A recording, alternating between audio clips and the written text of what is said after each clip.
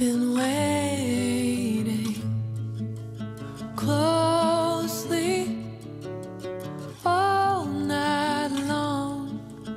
Time's up, heavy breathing, silent grieving, wild hollow tree. You've been looking away, hiding it all along. Now you're gone.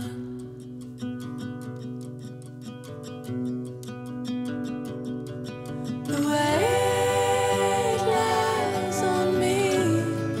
The weight lies on me.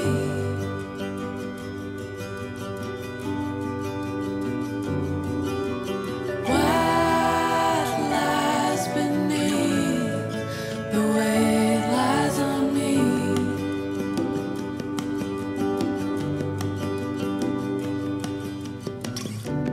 To be standing wholly, strangely alone, drunk heart, elusive paintings, blue eyes watching, dancing above, ghostly manners haunting me, the rhythm, the euphony. Now you're gone.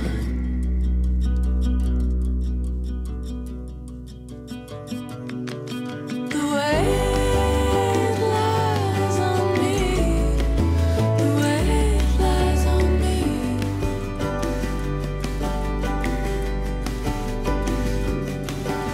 What lies beneath?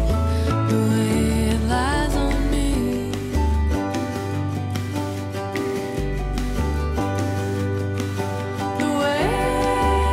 weight lies on me. The weight lies on me.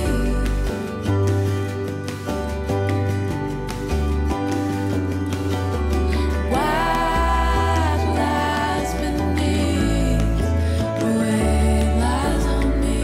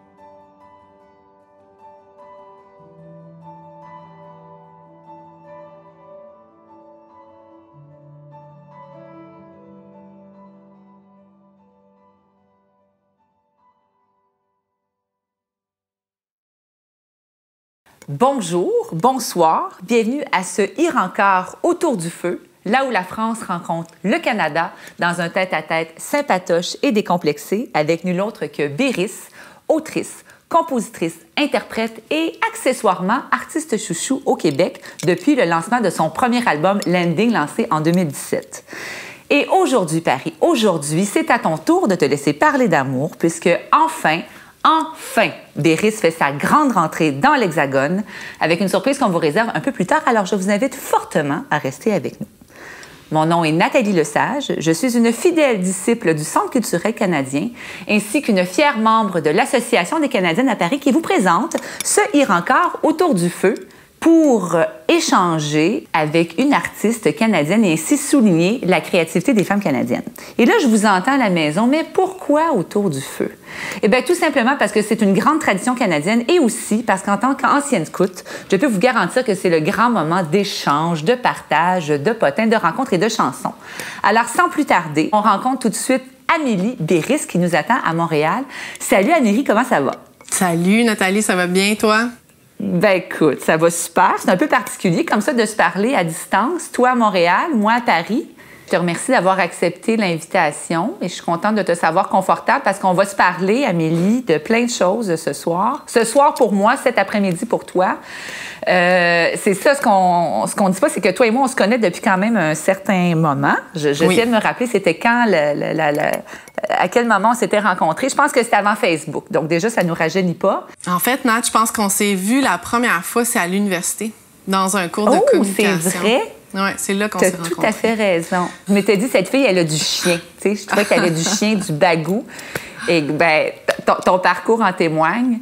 Et en fait, moi, j'avais envie... C'est ça, je trouve ça un peu particulier d'entendre parler de Béris, tu vois, Béris l'artiste, parce que moi, je connais Amélie la femme. Mm-hmm. Et j'avais comme un peu envie qu'on parle de ça ensemble, toi et moi. Et je me demandais, en fait, toi, est-ce que tu fais une distinction entre Béris l'artiste et Amélie la femme? Je sentais pas le besoin de développer un personnage entre Béris et ma vie personnelle, mais plus j'avance dans le parcours en tant qu'artiste, plus je me rends compte qu'effectivement, il y a quand même une distance, veut pas, qui s'installe.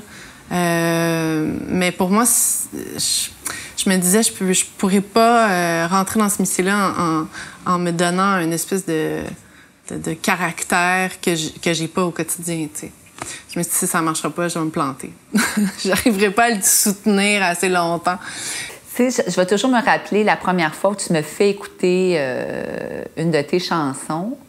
Et si je me trompe pas, c'était à Rawdon, dans ton chalet. Et je pense que c'est là où j'ai pris ma première photo Instagram. Donc, j'ai immortalisé l'affaire. Et je pense que j'ai qu'un seul like sur cette photo, soit dit en passant.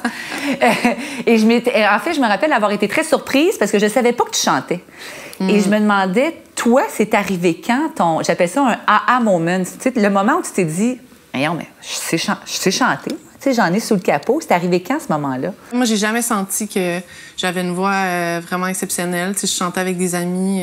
Vraiment, c'est quand j'ai commencé à enregistrer en studio qu'il y a quelque chose qui se passe peut-être dans ma voix, puis dans la transmission des ondes, des fréquences. Je sais pas, il y a quelque chose de cet ordre-là. Parce que je trouve pas que j'ai une particulièrement belle voix, moi, dans la vie. Encore aujourd'hui? Attends. Ben non, je pense encore pas. Aujourd'hui, Quand je tu dis ça, là? Non, quand je m'entends parler, là, ma voix parler, je la trouve pas particulièrement charmante. Puis tu sais, pas de la fausse modestie, là, c'est vraiment simplement comme ça. Puis aussi, puis quand je chante comme ça, non, c'est pas quelque chose que non, j'ai pas réfléchi à ça. En fait, moi, ce que j'aime le plus, je pense, c'est vraiment plus la musique que la voix. La voix vient s'accorder avec la musique, puis les mots, pour moi, c'est vraiment trois dimensions, tu sais, d'écrire, de composer et de chanter. C'est trois dimensions pour moi qui sont très interreliées, qui sont difficilement divisables. Je commence à le vivre un peu plus parce que j'ai repris des chansons qui n'étaient pas les miennes. Donc, j'ai commencé à explorer c'est quoi l'interprétation un peu plus, vraiment le métier d'interprète. Mais sinon, vu que j'écris mes chansons puis je les compose, ben c'est... Ouais, non, c'est ça. La voix n'a jamais été complètement détachée de ma démarche. Donc, dans le fond, si je comprends bien, dans le autrice, compositrice, interprète, toi, c'est plus la partie autrice-compositrice qui te fait vibrer, interprète, forcément, c'est la suite de l'histoire, mais c'est plus le autrice-compositrice qui te... Ouais, c'est comme si en dépit de, tu sais, parce qu'il fallait bien que quelqu'un chante, mais tu sais, tu comprends, au début, je me rappelle quand j'ai écrit ma première chanson, Soldier, j'avais demandé à une autre fille qui je savais qui était chanteuse dans la vie de le chanter, puis pour ça, c'est une de mes amies qui a dit, ben non, on donne pas cette chanson-là, chante-la toi-même, tu sais. Puis j'étais comme, moi, j'avais pas pensé chanter. Donc, c'est pour te dire à quel point j'étais pas là. Mais là, justement, je pense que l'épiphanie est arrivée aussi parce que tu étais bien entourée. J'aimerais qu'on revienne à tes débuts, à ces débuts-là, là où ta carrière s'est lancée. Je trouve que le terme « gérante » n'est pas assez important pour donner tout le crédit et toute l'importance à Manu et Manuel qui t'accompagnent. Est-ce que tu veux nous raconter un peu, c'est ça, les débuts, les premiers pas, dans le fond, de Béris et qui nous amènent ici aujourd'hui? Bien, les premiers pas de Béris, c'est une vision de justement la Manu dont tu parles, Emmanuel Girard, qui est juste là, jamais très loin, en train de regarder qu'est-ce qui se passe. Ben c'est ça, Manu, c'est copines, amis d'amis. Et ben c'est ça, Manu a entendu une chanson que j'avais fait pour la Fondation du cancer du sein et qui avait été publiée dans le Clin d'œil, magazine féminin ici au Québec. Puis elle m'a dit, écoute, as-tu d'autres chansons? J'ai vraiment aimé cette chanson-là. Je dis, ben pas vraiment. J'ai des démos que je fais, tu sais, sur mon iPad dans ma chambre, mais tu sais, c'est vraiment pas sérieux. Puis elle m'a dit, ben écoute, si ça te tente, j'aimerais ça les écouter. Fait que je lui ai fait écouter. Puis elle m'a dit, moi, je pense que tu devrais vraiment sortir cette musique-là, tu devrais l'enregistrer. Puis je dis, ben non, tu sais, je vais pas faire ça. Puis et là, elle s'est mis vraiment à revenir souvent sur ce sujet-là. Puis elle m'a dit, écoute, je pense que j'ai envie de devenir gérante d'artiste. Puis elle dit, c'est pas de pression sur toi, mais elle dit, sincèrement, je pense que c'est ça que je veux faire. Mais si tu acceptes, je veux vraiment pousser ta musique. Est-ce que ça te tente? Puis j'ai dit, ben OK. Et donc, elle s'est mise à tout organiser. Elle s'est mise à me dire, ben peux-tu finir tel texte? Peux-tu finir telle chanson? On va aller en studio. Tu vas enregistrer telle tune, telle tune. Elle s'est mise à me gérer, finalement. Et donc, ça a commencé comme ça. T'es allée chercher des sous pour enregistrer. C'était clair. C'était vraiment clair pour elle que c'était ça que je devais faire. Puis après, elle a commencé à envoyer la musique de façon anonyme parce que moi, je voulais pas que les gens sachent que c'était moi. J'étais gênée puis j'avais peur, en fait. Mais j'avais peur du jugement. Puis surtout, je voulais pas que... Vu que j'arrivais quand même sur le tard, je voulais pas que les gens me disent « Oui, t'es bonne, c'est juste pour me faire plaisir. » Là, pour moi, la musique, c'est trop important. Puis elle m'a dit « OK, mais d'abord, je vais envoyer la musique à des gens que tu ne connais pas et je leur dirai pas non plus que c'est toi qui chantes. » Elle m'a envoyé les messages des gens qui avaient écouté la musique. Puis c'était vraiment positif. C'était vraiment positif. Ouais. C'était très, très... c'était des beaux messages, touchants. Et puis un soir, on s'est retrouvés dans un spectacle, puis on a vu un copain qui est réalisateur, mais qui a vraiment... un gars qui a énormément de talent, un musicien qui travaille avec plein d'artistes que j'admire beaucoup. Et en sortant du théâtre, elle m'a dit, écoute, on va lui envoyer comme on a fait aux autres. Et j'ai dit, oh mon Dieu, non, Manu, s'il te plaît, pas lui. Fais pas ça. Fais pas ça, s'il te plaît, fais pas ça. Ouais, c'est ça. Lui étant Alex McMahon, c'est lui qui a réalisé, en fait, mes 2 albums studio. Ouais, et avec qui je travaille... Une chance qu'elle t'a pas écouté. Non, une chance qu'elle m'a pas écouté. Non, écoute, une chance qu'elle m'a pas écouté souvent, Manu, parce que j'aurais jamais la carrière que j'ai. Donc là, c'est toujours le même power duo. Mais là, dans le fond, vous avez comme appris votre... C'est ça, vous avez appris votre métier ensemble sur le tard. Et moi, je trouve ça fascinant. Là, moi qui est dans ma quarantaine, pas avancée, mais quand même, on a ces réflexions-là de 2e vie, de 3e vie.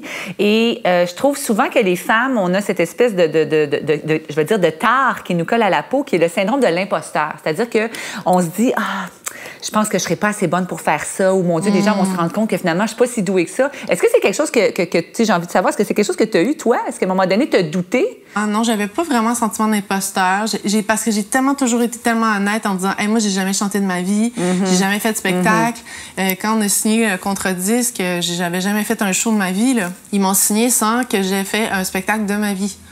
Je savais pas comment brancher ma guitare, je savais pas comment brancher... je savais rien. Je savais pas comment chanter dans un micro. Le nombre de choses, tu sais, puis on en rit encore, mon producteur de spectacle et moi, parce que le premier show que j'ai donné, je savais pas vraiment comment brancher mes trucs. Et la productrice déléguée, mettons, qui était là ce soir-là, elle a parlé à son patron en disant, écoute, je sais pas si tu sais, là, mais elle sait même pas brancher sa guitare. Puis on en rit vraiment maintenant. Puis pour vrai, il a eu peur. Tu sais, il dit, j'ai raccroché. Oui, pour vrai? Ouais, on se racontait ça il y a peut-être 1 an, tu sais, après tout ce qui s'était passé, tu sais, les voyages et tout, les shows, toutes les opportunités qui sont arrivées, mais on riait parce qu'il dit sincèrement, je me suis dit, oh mon Dieu, comment je vais justifier ça à mes partenaires, tu sais, parce qu'il avait oublié de me dire, tu sais, est-ce que tu sais au moins comment brancher tes instruments. Manu était roadie, elle transportait ses affaires. On avait un ami qui nous aidait avec le son.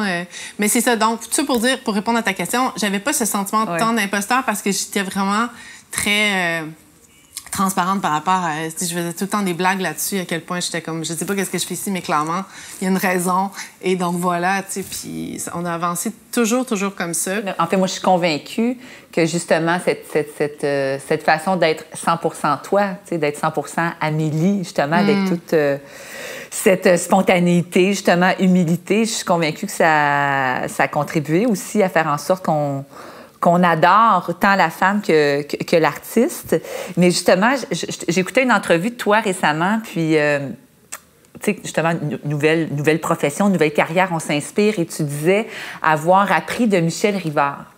Et je me demandais de qui je veux pas dire qui t'inspire parce que je trouve ça un peu galvaudé, mais de qui apprends-tu des choses dans ton métier? Puis dans ton métier qui est autant, justement, que ce soit autrice, compositrice, interprète, mais aussi, j'imagine, dans ton développement professionnel, tu sais, les affaires, les contrats.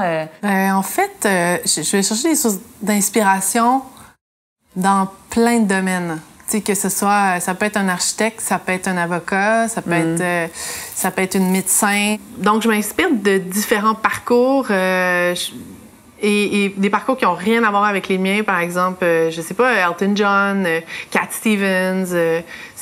Moi, c'est des artistes que j'aime beaucoup, dont je me tanne jamais d'écouter leur musique. Puis, mais ici, oui, effectivement, au Québec, il y a plein d'artistes qui m'inspirent pour différentes raisons, que ce soit leur présence sur scène, d'apprendre de ça. Tu penses à qui?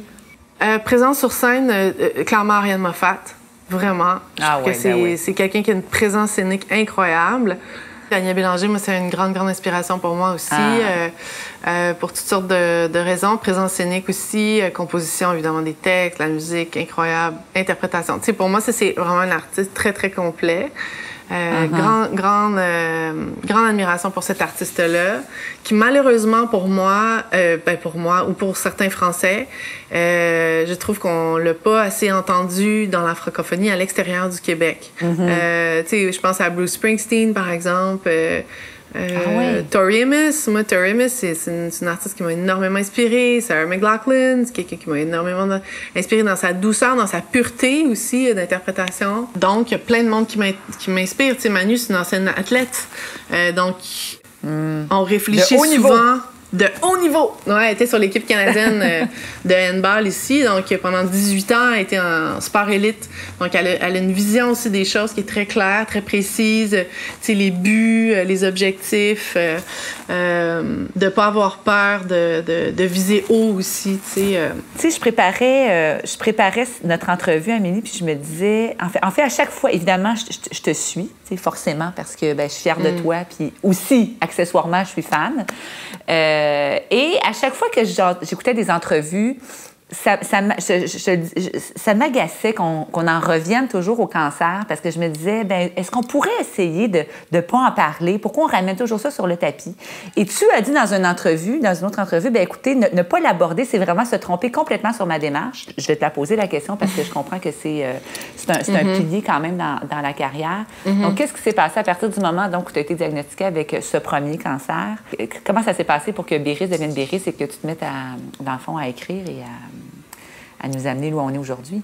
Le cancer, ça a tout changé dans ma vie. C'est pour ça que on en parle beaucoup moins, mais je pense que c'est important quand même de le mentionner parce que je suis convaincue, puis sincèrement, je pourrais jamais revivre ma vie autrement, mais je suis convaincue que j'aurais jamais fait ce métier-là si j'avais pas été malade aussi longtemps parce que j'ai été 1 an en traitement de chimio, radio, opération.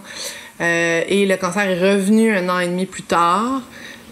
Donc, j'ai été quand même, je te dirais, presque 5 ans dans une vraiment drôle de zone où j'ai perdu tellement de repères, autant psychologiques que physiologiques que financiers. Ça m'a atteint de tout bas de côté. Vraiment une période très, très spéciale, mais qui m'a aussi apporté énormément. Puis... je pense que je peux faire un parallèle quand même avec ce qu'on vit en ce moment globalement, cette pandémie-là. C'est déroutant, c'est inquiétant, c'est difficile, on perd nos repères, on est inquiet. Complètement. Et par contre, là, j'entends de plus en plus les gens dire « OK, on est tannés, mais j'ai quand même tu sais, je commence à trouver vraiment du positif dans ce qui s'est passé, dont l'introspection. Moi, quand j'ai commencé mes traitements de chimio, j'étais tellement faible physiquement, je pouvais aller aux toilettes, c'était une expédition. Et là, je me suis dit, bon, ben, OK, qu'est-ce que je peux faire? Donc, comme plein de monde pendant la pandémie, t'es chez toi, t'es limité. En fait, c'est ça l'idée, c'est d'être limité du jour au lendemain, à un jeune âge. Puis je me suis dit, bon, ben je vais m'éduquer, je vais écouter des trucs que j'ai toujours voulu écouter, mais que je travaillais tellement que je pouvais pas écouter. Donc, j'ai eu une période d'introspection très forte, de réflexion aussi par rapport à ma vie, qu'est-ce que je voulais. Tu rebalances tes valeurs, tu rebalances tes amitiés, tes relations, ta relation au travail. Tout y passe. En tout cas, moi, tout y a passé. Puis ça transforme complètement. Donc, je ne pense pas que j'aurais fait la musique. Ça m'a forcé à aller chercher un réconfort dont j'avais pas besoin avant, parce que j'étais heureuse dans ma vie, puis j'aimais mon travail, puis j'aimais mes amis, j'aimais ma vie, vraiment. Mais là, du jour au lendemain, la vie bascule, puis tu dois retrouver un autre équilibre. Puis il y a vraiment beaucoup à travers la musique que je sais le retrouver.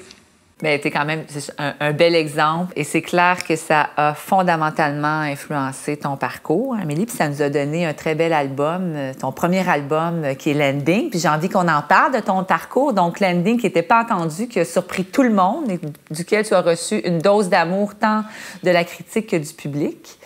Tu lançais en novembre dernier Encounter, qui compte déjà 1 million d'écoutes. La reprise des Bee Gees récemment dans Grey's Anatomy de To Love Somebody. Puis là, je voudrais juste dire à tous qui nous écoutent, allez tout de suite chercher cette chanson-là parce que, je sais pas si j'ai le droit de dire ça, mais je la trouve meilleure que la version originale.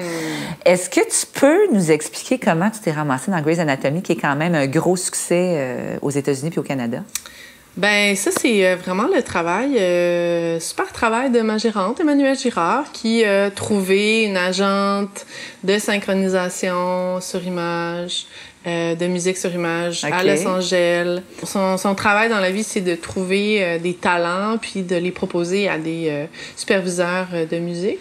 Donc, elle écoutait ma musique, puis elle avait très envie d'essayer de placer certaines de mes chansons. Puis elle m'a dit, écoute, il faut que tu sois patiente. Puis elle dit, s'il y a des trucs que tu fais qui sont pas sortis, les superviseurs musicaux adorent ça. Donc, j'avais fait une chanson avec Pierre Marchand, justement, j'avais enregistré ce cover-là. C'est une chanson que je reprenais des fois en spectacle, mais vraiment à la Nina Simone, tu sais. En band, là, quand je faisais des gros bands, on aimait ça reprendre cette chanson-là. Et un jour, je suis arrivée en studio avec Pierre, puis je manquais, très honnêtement, de matériel original. Puis je lui ai dit, écoute, ça tenterait de refaire To Love Somebody, mais de façon très doux, très simple. Puis il m'a dit, ouais, sure. Fait que on l'a enregistré il y a 2 ans. Moi, je me rappelle, il m'avait envoyé le premier mix il y a 2 ans exactement. Avec pour conséquence de passer numéro 1 iTunes Canada devant nul autre que, attention, les jeunes filles, Justin Bieber, oui! Ed Sheeran et puis The Weeknd. Oui. Donc, je m'excuse. Merci. Standing ovation. Mais ce qui est fou, puis ça, c'est ce que mon équipe m'avait souligné, c'est que le fameux Justin Bieber avait sorti son album la veille. Donc, c'était d'autant plus extraordinaire de se retrouver chanson numéro 1 au Canada devant Justin Bieber. Comme on dit, on est fiers à la maison, Amélie. On est fiers à la maison. Puis il y a une autre belle actualité qui est avec la fondation de Bono. Oui. C'est la voix de Pandémica. Qu'est-ce que c'est? En fait, la Fondation de Bono a pour mission de donner accès à des soins puis à une vie digne. En fait, c'est comme ça qu'ils décrivent un peu la mission de cette fondation-là. Et ils m'ont approché, ils ont fait une animation, puis ils cherchaient des voix pour représenter le Québec. Et donc, je faisais partie de ces voix-là. Et j'ai fait la voix de la COVID, mesdames et messieurs. Donc, je dis un mot. C'est quoi le mot? Vas-y. Bouillard! C'est ça que je dis. C'est ça l'histoire. Mais là, j'aimerais quand même qu'on parle de Encounter parce que c'est ce qui nous, c'est ce qu'on lance aujourd'hui en France, ce nouvel album qui a tout comme Landing, reçu un accueil assez exceptionnel. Et là, je vais faire un petit peu de name dropping que je mets bien évidemment ici, entre guillemets. Le Devoir parle de Encounter comme un album qui entoure, enveloppe, accompagne, soutient, soulage, berce et caresse. L'animateur du Tout le monde en parle, le Québécois Guy Lepage, ne cesse de répéter que c'est son nouvel album préféré. En France, tu as également eu le soutien des Rolling Stones qui t'ont recommandé dans leur playlist. RFI faisait une superbe entrevue avec toi récemment. Soul Kitchen. Tu as également eu une super une super couverture au UK. Est-ce que tu étais prête, là, au deuxième album? Je veux dire, au premier album, en effet, tu n'étais pas attendue. Avec ce deuxième album-là, est-ce que la pression était différente? Oui, pour l'écriture de l'album, certainement, mais pour la promotion de l'album, j'avoue que j'étais contente d'avoir un peu d'expérience du premier parce que des fois, j'avais 5 à 6 entrevues par jour. Puis c'était vraiment c'était très stimulant, mais c'était intense quand même. Mais j'étais évidemment très, très contente. Je pense que tu peux pas... c'est ça. Quand on sort un album, c'est ce qu'on souhaite le plus. Puis j'ai été vraiment chanceuse d'avoir autant d'attention puis d'intérêt pour la musique. Je sais que tu es très influencée par l'actualité dans tes compositions, dans tes créations. Ouais. Que ce soit la pandémie, la politique, justement, si on prend Encounter, là, en quoi l'actualité quand même assez particulière ont influencé ta plume? En fait, évidemment, on avait Donald Trump comme voisin, donc ça a été insupportable pendant 4 ans. En fait, pour moi. Puis je pense que pour plusieurs personnes, on était d'abord très inquiets. On était incrédules au départ, partout à travers le monde. Je veux dire, il y a malheureusement eu beaucoup d'influence sur toutes sortes de pays, de populations. Mais nous, très sincèrement, on a eu très chaud souvent. Puis vraiment, franchement, une chance qu'on avait le gouvernement qu'on a, le gouvernement Trudeau, pour tempérer ce genre de réaction. Je sais même pas comment décrire ça. Quand il a été élu, j'ai vraiment... je pense que j'ai cultivé une espèce de moment de mal-être qui est finalement sorti sur une chanson qui s'appelle Graceless. Puis c'est la première fois que je suis inspirée à écrire à cause de la politique. J'avais jamais vraiment été aussi dégoûtée par un dirigeant. Et, tu sais, on dit que les parents, on aime nos enfants de la même façon, mais ils sont, malgré leurs différences, c'est 2 albums complètement différents. J'imagine que tu les aimes pour leur qualité et pour leurs défauts. En quoi Encounter est différent de Landing? Je pense qu'Encounter, comment dire...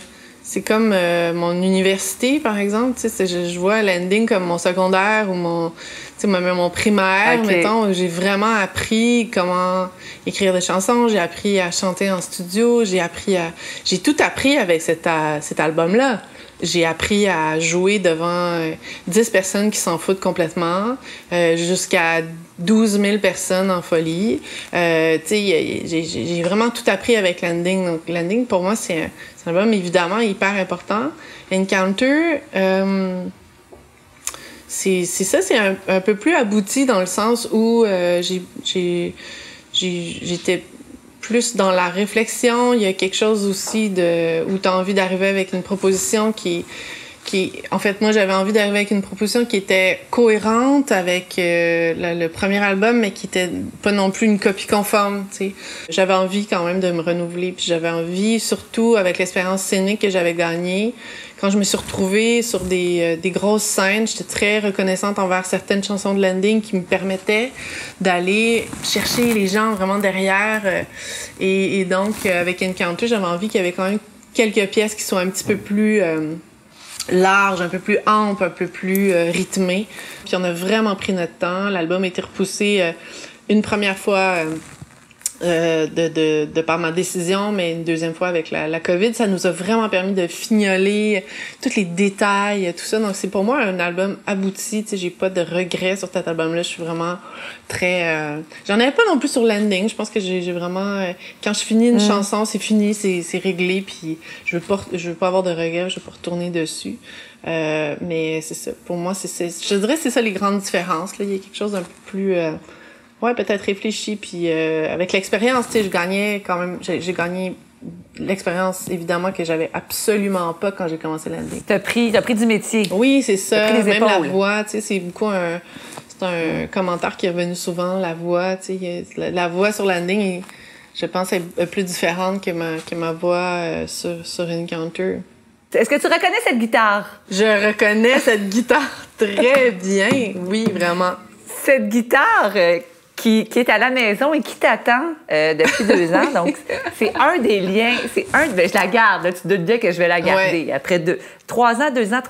3 ans, je pense. 2 ans, facile. Ouais. C'est ça. Donc, tu étais venu donc, à Paris commencer tes premiers développements Exact. sur la France. Ouais. Et ben, j'aimerais ça qu'on en parle de ces développements en France. Oui. C'est pas que, évidemment, l'opportunité de la francophonie, comme nombreux artistes qui t'amènent ici. Tu as bel et bien des liens très importants avec la France. Évidemment, une amie exceptionnelle qui habite à Paris. Mais ça, c'est ça.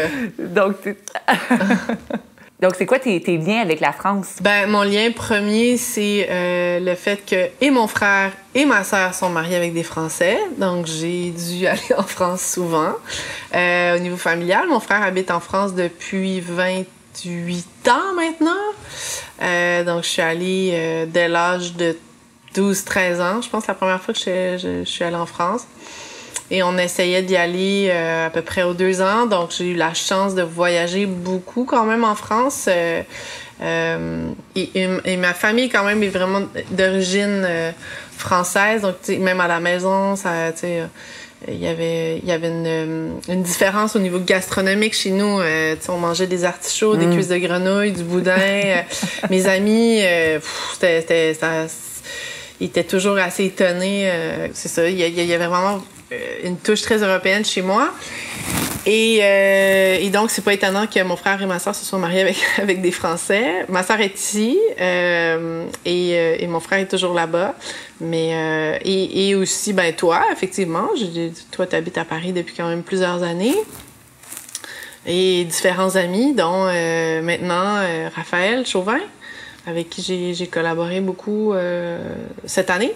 Mm-hmm. Je trouve que tu m'ouvres une belle porte là, pour qu'on en parle justement de Raphaël et du travail qu'elle a fait avec toi, notamment sur Nous sommes. Et c'est ce qu'on veut présenter aujourd'hui. Oui. Mais avant qu'on présente donc ce vidéoclip en primeur, réalisé par Raphaël.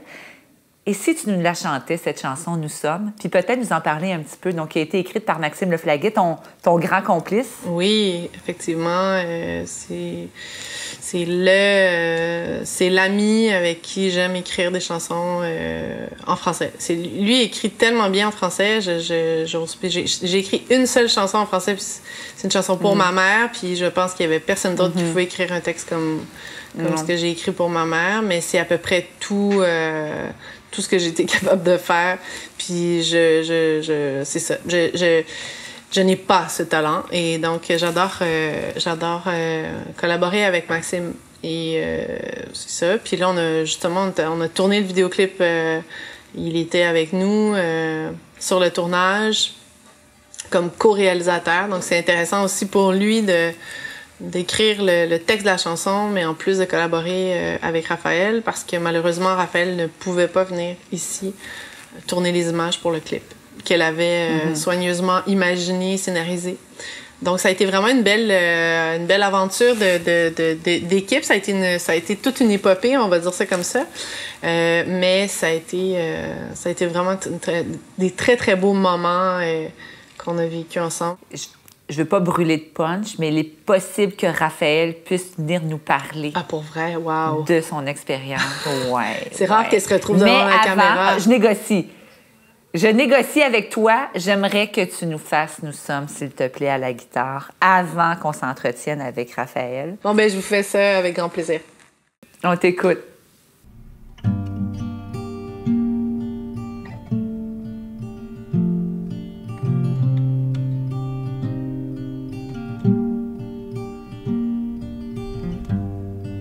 L'histoire est un voyage entre les forêts et les les villages du sommet bleu des Alpes au creux du grand secret.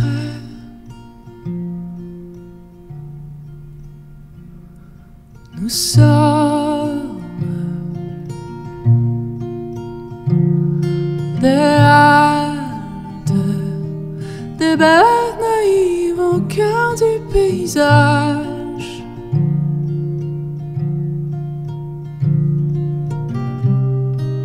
Cherchant dans nos failles, nos rêves et nos batailles.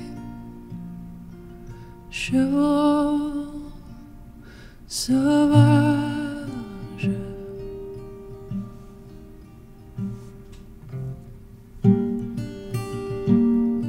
Nous sommes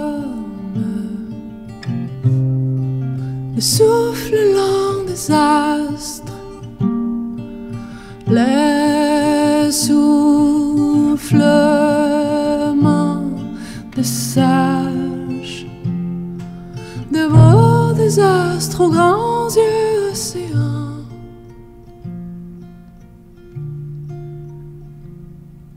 Nous sommes dignes, indignes, 1000 millions de grives, ivres sous les vignes.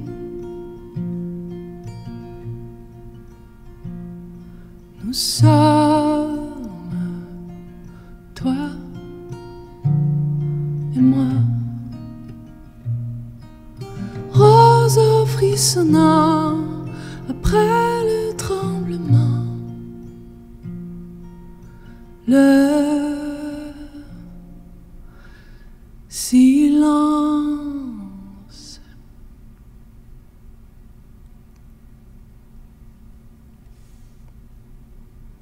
Merci, Amélie, de cette superbe prestation de Nous sommes.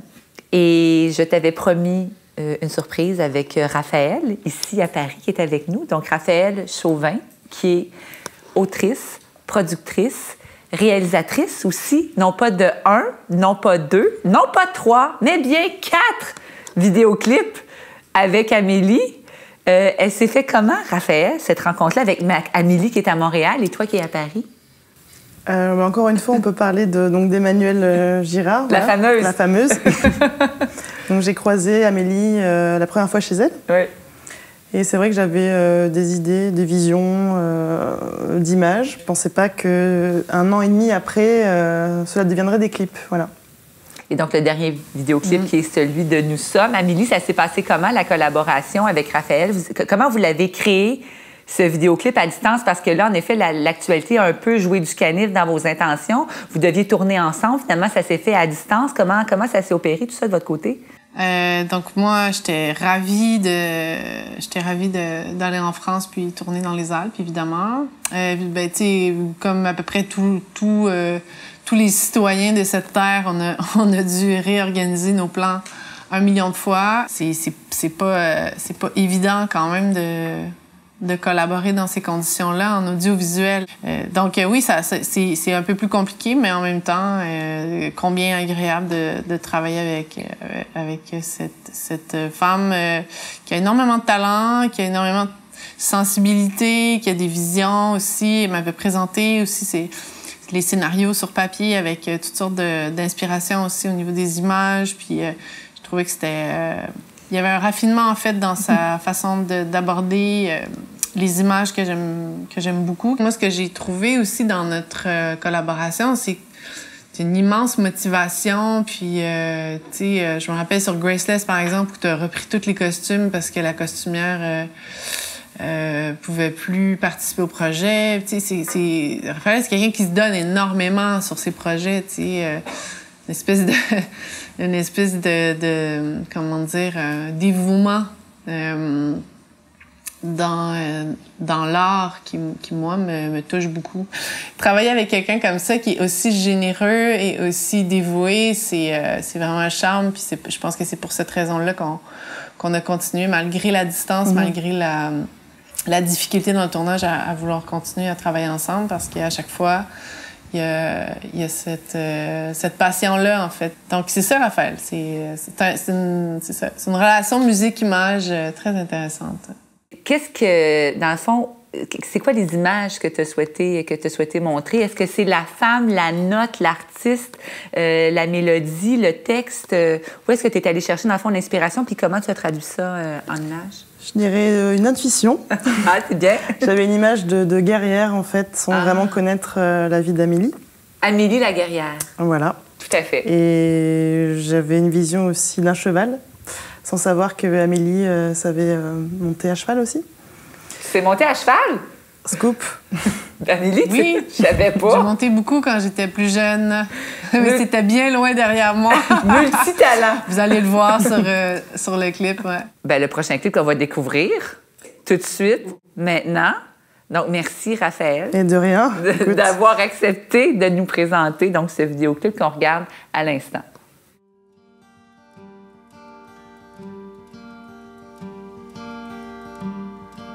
L'histoire est un voyage entre les forêts et les villages du sommet bleu des Alpes au creux du grand secret.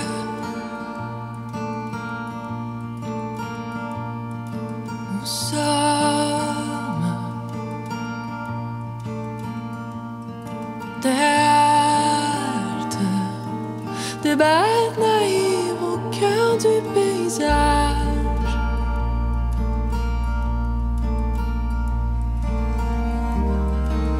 Cherchant dans nos failles, nos rêves et nos batailles. Chevaux sauvages.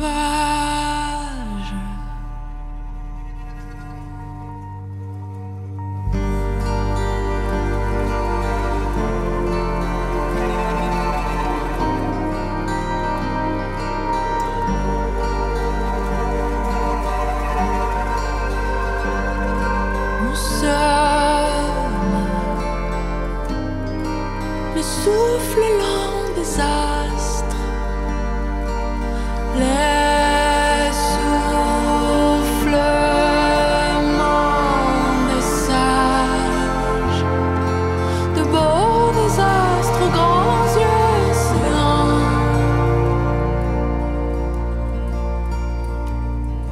Nous sommes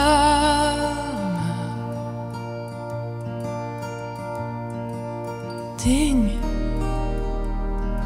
indignes, 1000 millions de griffes, ivres sous les vignes.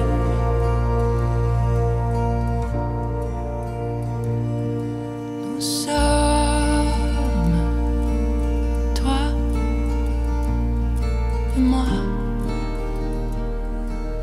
roseaux frissonnants après le tremblement.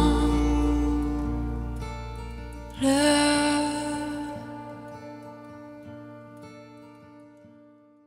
silence.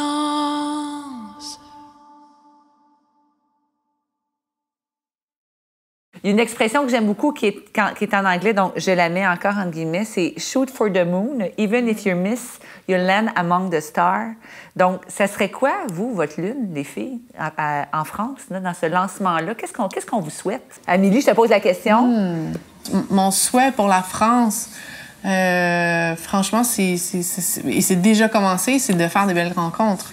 C'est vraiment de faire des rencontres, puis de développer, puis des opportunités, puis monter des shows cool avec un public qui est présent puis qui est enthousiaste, en fait. C'est vraiment chouette. T'sais, j'avais ouvert pour Pomme, justement, j'avais fait la première partie de Pomme à la Cigale. C'était franchement extraordinaire. Et puis, j'espère que ça va continuer. Mais bien sûr, c'est que le début du chapitre. Voilà. Que la France devienne peut-être ma deuxième maison. Mais oui, mais il y a encore de la place. Il y a encore de la place. Tu as eu plusieurs vies. Tu as accompli plein de choses. Est-ce que, selon toi, la musique, c'est ton dernier arrêt? Ou Il y a une autre, Non. il y a une autre mue qui se prépare. Je pense que j'ai toujours fait de la musique et je vais toujours en faire, mais je ne pense pas, non, que c'est mon dernier métier, drôlement. Je sais pas si je vais faire vraiment tout un autre métier, mais sans doute d'autres occupations, ça, c'est certain. Quelque chose d'un peu communautaire ou peut-être, je sais pas, spirituel, ou c'est pas clair encore, là, ce qui se dessine pour moi. Mais rien qui ne se marie pas avec la musique. Donc, voilà, ça sera peut-être plus en deuxième plan, la musique, à ce moment-là. Merci, Amélie, de ce superbe moment passé. Merci, Raphaël, d'avoir échangé avec nous. Amélie, si tu le permets, et Raphaël, j'aimerais ça qu'on partage la responsabilité aux gens qui nous écoutent, parce qu'on a travaillé fort, nous, ici, ce soir. Et à la maison aussi, je vais vous passer quelques responsabilités, quelques devoirs. Le premier, un facile, c'est d'acheter l'album Encounter, sur soit iTunes, Bandcamp. Je veux dire, vous avez plein de sources, plein de façons de vous procurer ce magnifique album présenté par Raphaël. Deuxième petit devoir que je vous recommande parce que je le fais et c'est franchement agréable. Amélie, on te suit sur Instagram et sur Facebook pour rentrer un petit peu dans ton intimité. On se fait évidemment plaisir, on se fait plaisir et on fait plaisir avec les éléments promo. Je porte ce magnifique bonnet en France, Tuc au Québec, est disponible aussi pour faire plaisir. Et puis, on se quitte là-dessus. Merci, Amélie. Et on remercie évidemment le Centre culturel canadien ainsi que l'Association des Canadiennes à Paris pour avoir organisé cette rencontre, ma foi, franchement sympathique. Bye bye! Merci à vous, mesdames. Gros bisous. Mouah. Bye! Mouah. Bye.